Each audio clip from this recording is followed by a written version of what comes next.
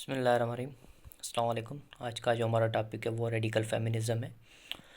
ये CSS के topic feminism का एक पार्ट है और आज हम इसमें देखेंगे कि ये इसके बेसिस क्या हैं, इसके बेसिक फीचर्स क्या हैं और इसके मेन प्रोपोनेंट्स कौन से हैं और इसके टाइप्स कौन कौन से हैं।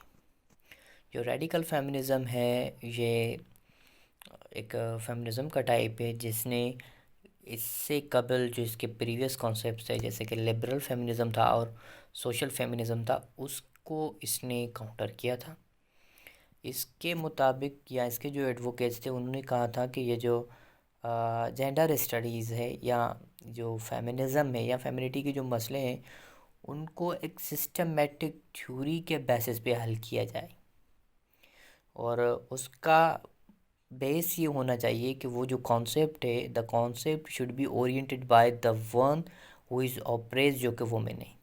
इन्होंने कहा कि ये जो हम जो भी जितने भी हमने कॉन्सेप्ट बनाए हैं या जितनी भी हमारी थ्योरीज़ है वो आइदर मेल्स डोमिनेटेड है या फिर उसमें ये है कि उसमें जो आइडिया दिया है वो किसी अपर क्लास वुमेन का है। इसमें उस वुमेन ने नहीं बताया जिसके साथ वो ऑपरेशन हुई है या जिसके साथ वो मसला हुआ है।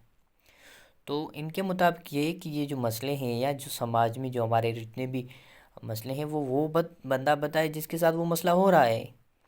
और उन्होंने कहा कि ये जो रूट काज है वुमेन की ऑपरेशन का, जो वुमेन के साथ जो मसला है उसका सबब ये है कि वो पेट्रियार्की है और पेट्रियार्की ने क्या किया है, सेक्स को जेंडर के साथ एसोसिएट किया है। हालांकि जो सेक्स है वो बायोलॉजिकल है और जो जेंडर है वो कंस्ट्रक्टेड है।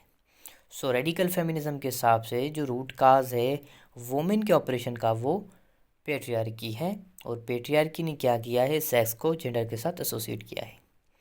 अब एक फेमिनिस्ट स्कॉलर है सैमन डिबोवर, उसका एक कोटेशन है इसके रिगार्ड में जो कि बहुत ही फेमस है कि one is not born but rather becomes a women. उनका ये कहना है कि कोई भी मतलब बाय बर्थ वुमेन नहीं होता, लेकिन उसको समाज, उसको सोसाइटी वुमेन बना देती है। मतलब जो उसको वुमेन के ट्रेड्स है, वीक, स्ट्रॉन्ग, इमोशनल, वो समाज देता है। उसके अलावा उनका ये कहना है कि जो वुमेन के ट्रेड्स है, वीक है, जैसे इमोशनल है, प्रोटेक्टेड है, ये सोशल कंस्ट्रक्शन है कल्चर्स की।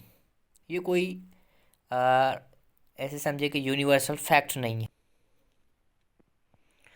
सो अकॉर्डिंग टू दिस थ्योरी ये जितने भी मसले हैं उनके लिए उन्होंने कुछ अप्रोचेस दी हैं या कोई प्रिंसिपल दिया हैं जिनके बेसिस पे हम उनको ख़त्म कर सकते हैं ये जो ऑपरेशन है वुमेन का। एक तो उन्होंने किया है कि जेंडर लेस सोसाइटी बनाए। आप अपनी सोसाइटी में कोई जेंडर वगैरह या ऐसी कोई आइडेंटिटी वगैरह रखें ही नहीं, बस ह्यूमंस वगैरह की या ऐसी कोई मार्क रखें बस। और उसके अलावा ये कहते हैं कि ये जो समाज के मसले हैं औरत के साथ वो एक ही तरीके से हो सकते हैं, वो है सिस्टरहुड। दुनिया की जितनी भी औरतें हैं उनको एक साथ आना पड़ेगा, उनको यूनाइटेड होना पड़ेगा, एक सिस्टरहुड का फ्रंट बनाना पड़ेगा।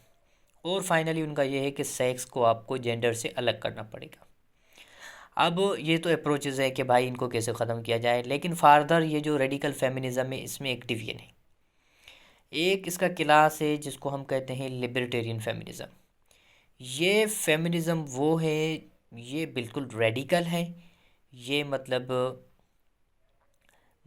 एक्सट्रीम की पॉइंट पर है। इनका पहला पॉइंट ऑफ व्यू ये है कि ये फेमिनिज़म और ये जो रिप्रोडक्शन की जो सिस्टम है उसको लिमिट किया जाए। ये जो औरतें पैदा करती है, बच्चे वगैरह करती है, ये उनकी कैपेसिटी जो टू कंट्रीब्यूट सोसाइटी उसको वीकन करता है। सो उसको ओवरकम करने के लिए, उसको टैकल करने के लिए क्या करना होगा, वुमेन को रिप्रोडक्शन से साइड होना पड़ेगा। उसके अलावा ये जो सेक्सुअल नॉर्म्स वगैरह हैं उनके भी अगेंस्ट है।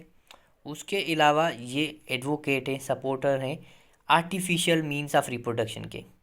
ये कहते हैं कि प्रेगनेंसी में इतना टाइम नहीं लगाना चाहिए, ज़्यादा से ज़्यादा टाइम उन चीज़ों पे लगाई जाए जो कि अहम है या इम्पोर्टेंट है। ये स्ट्रॉन्ग सपोर्टर से एब्रोशन के और कॉन्ट्रेक्सेप्टिव्स जो कि एक प्रेगनेंसी कंट्रोल मशीन है उनके, कि भाई ऐसा आप सिस्टम बनाएं जिसमें प्रेगनेंसी वगैरह ना हो। अब इसका दूसरा जो टाइप है रेडिकल फेमिनिज्म का, वो है रेडिकल कल्चरल फेमिनिज्म।